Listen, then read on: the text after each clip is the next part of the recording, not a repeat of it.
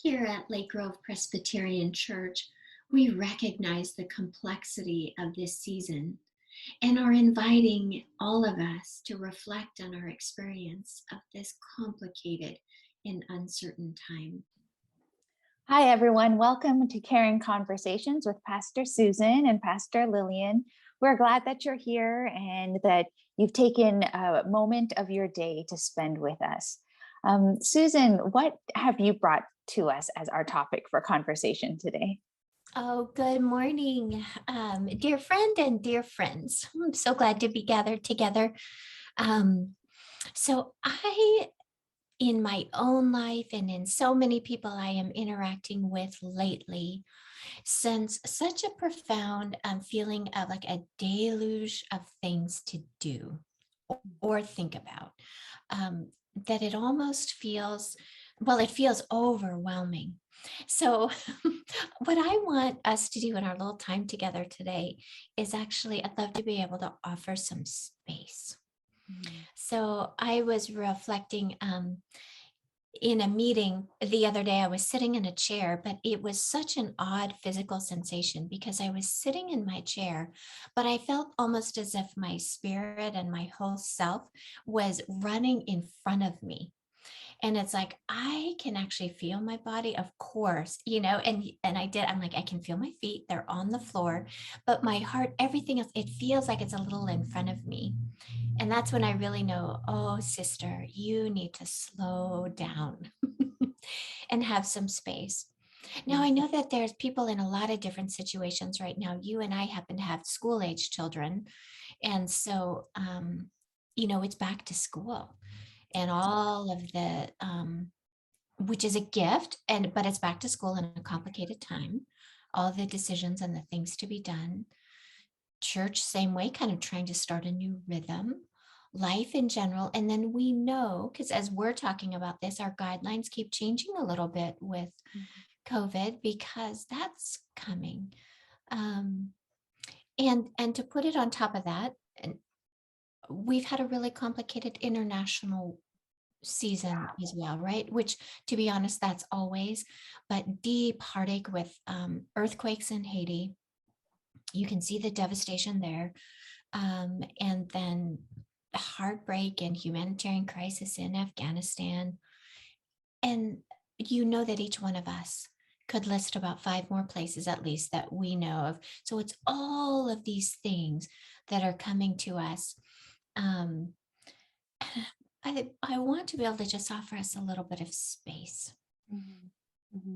I love how you started with just reflecting on yourself and your physical body and how that can be an indication of, oh, there's like things are not feeling balanced.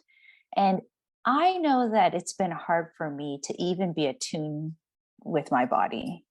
Often it's you go through the day and then all of a sudden, sometimes it's all of a sudden in the day, it manifests itself. Either, I feel super tired or there's a headache or something, right? Or if it's not in a day, sometimes it's like weeks later and it seems to manifest itself in my body. And it could be that I get sick, get a cold or catch the flu or something. Or even an ache, like, oh, there's this strange like ache in my back somewhere that I don't know where it came from, but that it does manifest itself physically. And how important it is to be aware, like self-aware of our bodies, because they are good like radars and like flashing red lights for us. Yeah. So I love that. How you started. Yes, we need to just be self-aware of our bodies, because they can be telling us when something is off balance for ourselves. Right. And then just naming all of oh goodness, yes, everything that we're facing. I know. And it's like, oh, I felt a little bit like, well, should I name all of these things? Well, yes, because we're getting the context of what we're feeling right now. And we are whole beings. And so of course our bodies and then our spirits, those the voice in our head that's talking. And I want to bring our life with Christ into this. I know I'll speak only for myself, but just offering it as a maybe something to reflect with me on or through when I feel like I'm praying all the time because I have an inner voice going, oh Lord, da da da da da, help me with da da da da da. Oh dear, that's such an ache. Would you be with da da da da da? But it's a constant stream on my side. And I think what I would love to offer us and myself all today is the space to be able to receive from the Lord and to listen. Because in reality, sometimes it's like, yes, that's prayer, pulling ourselves out in God, to God, our hearts, but this is also conversational. And we want to offer God the opportunity to speak to us. Absolutely. I think I want to just reiterate that we want to give God the opportunity to speak to us. Because how many of us have been in a one-sided conversation, whether it's been like I'm the one talking over people, or there's someone who's talking over me, and it's a joy, right? Yeah. But then when it's like it's been an hour and they've been talking nonstop, or could you imagine just a relationship with someone where they are always the one talking?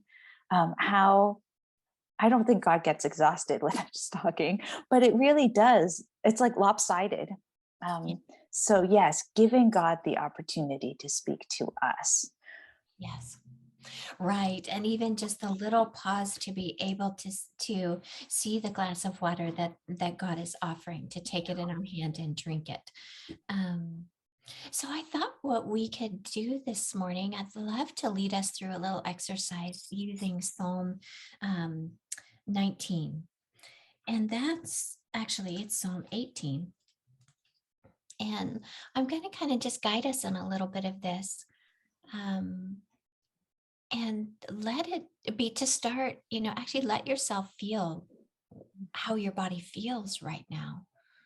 Um, and if you can let the weight of your feet and your legs hit the ground to know that you're really here. And then let me read these verses, and I'm going to leave some silence. And sometimes people feel really awkward with silence, and that's okay. Just go ahead and let that be, and see if you can't help your mind, heart, body say, I'm in the presence of the Lord and I'm ready to hear from you. So here's Psalm 18. I love you, Lord, my strength. I'm going to repeat that. I love you, Lord, my strength. The Lord is my rock, my fortress, and my deliverer. My God is my rock in whom I take refuge, my shield and the horn of my salvation, my stronghold. I called to the Lord who is worthy of praise, and I have been saved from my enemies. The cords of death entangled me, the torrents of destruction overwhelmed me. The cords of the grave coiled around me, the snares of death confronted me. In my distress, I called to the Lord. I cried to my God for help. From his temple, he heard my voice. My cry came before him into his ears. I invite you to just be.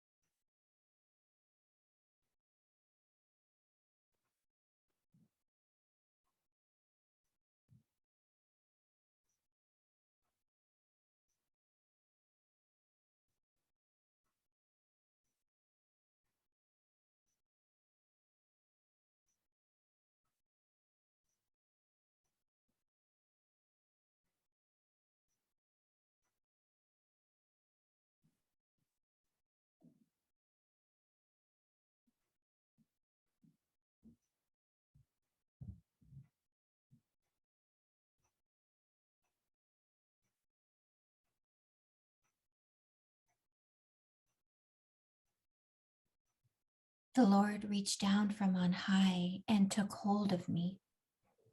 He drew me out of deep waters. He rescued me from my powerful enemy, from my foes who were too strong for me. They confronted me in the day of my disaster, but the Lord was my support. He brought me out into a spacious place. He rescued me because he delighted in me.